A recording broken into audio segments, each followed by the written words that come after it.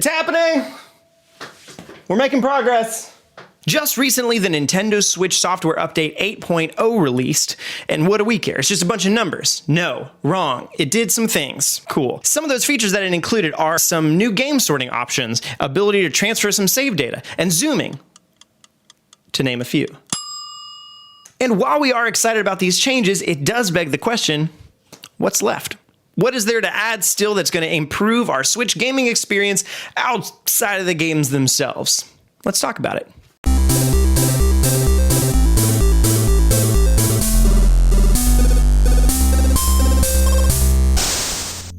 Now, before I talk about what some of those examples of new features could be, I do want to mention the reason why I think we haven't seen a lot of these yet. At some point last year, we found out that the Nintendo Switch UI takes up only about 200 kilobytes, and you don't need to be a computer whiz robe or a tech bokoblin to know that's not a lot of data, and that's honestly really good. What this means is that when you turn on your system, it will be ready to go in mere instants. Nintendo has thus far decided to sacrifice some extra embellishments to opt for the meat and potatoes, a quick load screen, and snappy UI for hop-in, hop-out gaming. Take this as contrast to the Wii U, which had a very interactive and fleshed out menu system, albeit fairly clunky and not so sleek, and could take a notoriously long time to load. It was to be expected that with a home console, you wouldn't mind waiting a while, because you're sitting down to game. What's the difference of 30 seconds of loading in the scheme of 2 hours of gaming?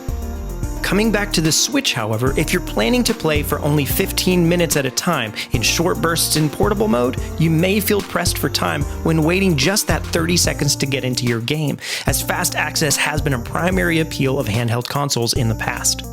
It may even affect the switching aspect of the console to have a more complicated UI, perhaps taking longer to transition between docked and portable mode. Well, I guess that settles it. I guess we don't really want any new features anyway, do we?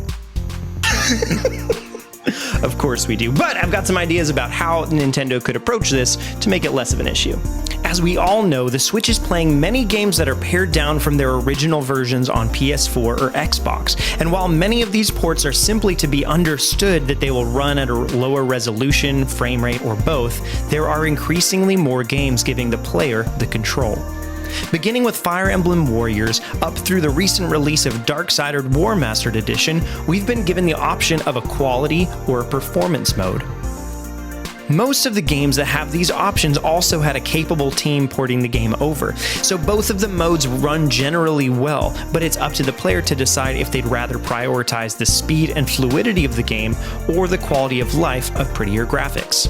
Similarly, Nintendo could implement a comparable mindset.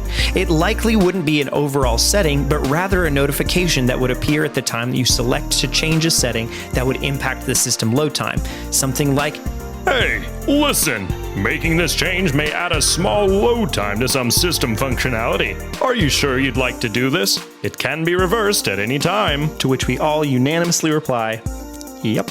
Great. So it doesn't exactly fix the issue, but it does redirect the expectations of the intended functionality. So this is awesome. We found a potential way to work around what's probably Nintendo's biggest hangups. We accept that better features might mean slightly lower performance, but that's okay. So that being the case, what features do we want to see? First up, folders. I know this one's a really big deal to a whole big subset of people and probably doesn't matter at all to all of those people over there. But hear me out, and you might just change your tune. I actually thought this video idea was going to be kind of compromised when 8.0 came out, but the features that it included aren't quite what I was thinking anyway, so let's get into that.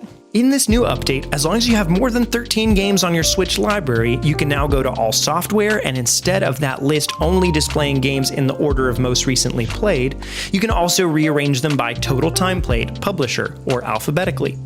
It doesn't, however, affect the games on your home screen, and those are the only options you're given. Certainly they're not bad options, and could work great in conjunction with folders if implemented right. So picture this situation. You've got a bunch of friends coming over who don't really play video games all that often, and they're all hanging out in the living room and you're in the kitchen making dinner. And they just wanted a simple answer to the question, what are some games that they could play together as a group of friends on your Switch? To which you have to yell from the kitchen, try anything with Mario, but not the one with the eyes on the hat, or the one with the kind of obnoxious looking rabbits, or maybe one that's called Overcooked. To do that, you have to go to, you get the picture. Same situation, folders.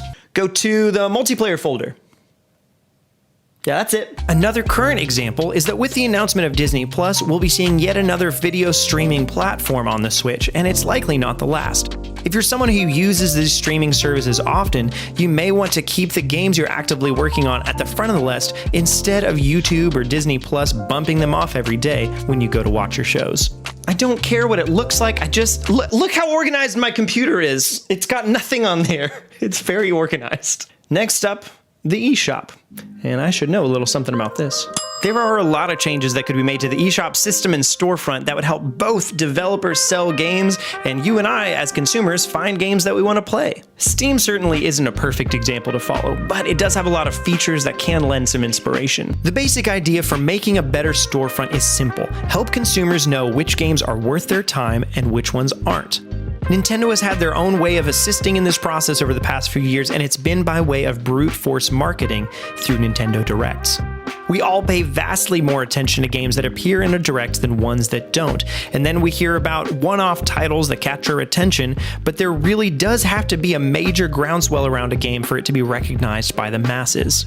I think Nintendo can't afford to give this model up, because if we didn't have Directs, then all we would have to go off of is an algorithm, and as we know, that is Steam's primary issue. But Nintendo Directs and Indie Showcases alongside better in-store functionality really could make or break the life and longevity of Nintendo's storefront. So with that said, here are the practical changes that I'd like to see made in regards to the eShop.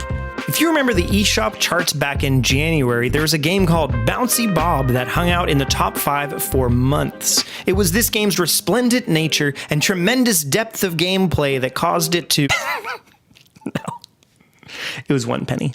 There's nothing wrong with consumers wanting to spend only 1 cent on a game, whether good or bad. But the issue arose when a few weeks later there were 5 or 6 of these 90% off games in the top charts for only 50 cents or less. The problem here should be evident. We want to see good games where the good games should be, and cheap games where the cheap games should be, which is often not the same place. For this, I do believe a review system of some sort should be implemented. Yes, we know there will always be trolly reviewers, but the longer the feature is around, the more honest feedback seems to be given. That way you can still look at the top charts, but you could also filter by something like games with a user rating of 4 stars or more that came out in the last 2 months and is under $20. Nintendo actually played around with this for a little bit, like last year. And then I don't know what happened with it. It's gone. Along the lines of discoverability, I'd also like to see a referral feature. This algorithm technology has been around for a long time, and I remember first seeing it on Last.fm in 2006. All Nintendo needs is a touch more metadata from the developers, and they can formulate a basic metric along the lines of cross-checking what you've played, for how long, and how that matches up to other games that you haven't played. Most storefronts or streaming services actually have this kind of functionality now, so it shouldn't be too hard for Nintendo to pull someone in on this project. The last change I'd love to see on the eShop is to be able to set target price points for games on your wish list and then receive notifications accordingly. There are sales and deals happening all the time on the eShop, but if I'm not paying attention, I may miss out on a game that I want, but didn't quite want enough to get at full price. So Nintendo let me set a price point for Splatoon 2, so in case it's ever under $40, you can notify me, and then I can buy something that I just know I'm gonna suck at. It's gonna be bad. I'm gonna be really bad. I've got some more ideas, but I don't have time to go in detail on them, so here's the rundown of 4 more features I'd like to see on the Switch. Themes. Nintendo doesn't need to reinvent the wheel on this one. The 3DS was a perfect example of how they could implement themes again on this console. Although we use gold coins on the Switch, the console offers no way to use the silver coins that Nintendo provides, and this would be a perfect way to please the fans and to make Nintendo more money immediately. Offline saves. Now that cloud saves are implemented in the Nintendo Switch Online, the pressure is off to a degree. However, there are many reasons that someone may want to back up their saves to a hard drive or SD card rather than simply through cloud saves. I'm personally fine with just cloud saves, but I'm here to represent you. Voice chat.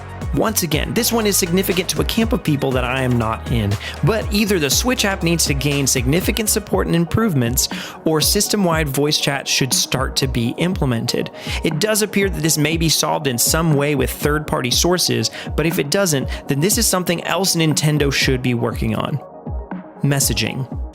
There's really no reason for me to want this besides it's just way more fun to think about telling AJ that he sucks at video games through Switch than on Twitter. Yeah, that's the dream.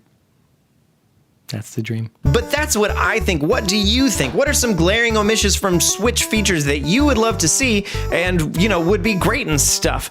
Specifically, also a quick question. And specifically also this quick question. If you only had 3 folders to organize your whole Switch library, what would those folders be? Also, what else did I miss on this video? There's always stuff that I miss. That's, you know, and we'll pull some of those comments and talk about them on the podcast this Saturday. And Bob Wolf is going to be on that one from the Wolf Den. That's going to be a lot of fun. Be sure to comment down below, like the video, subscribe. And there's other videos like this every Tuesday, Wednesday, and Thursday at 4 p.m. Eastern time. And with all that said, thanks. Have a great day. And that's how the cookie crumbles.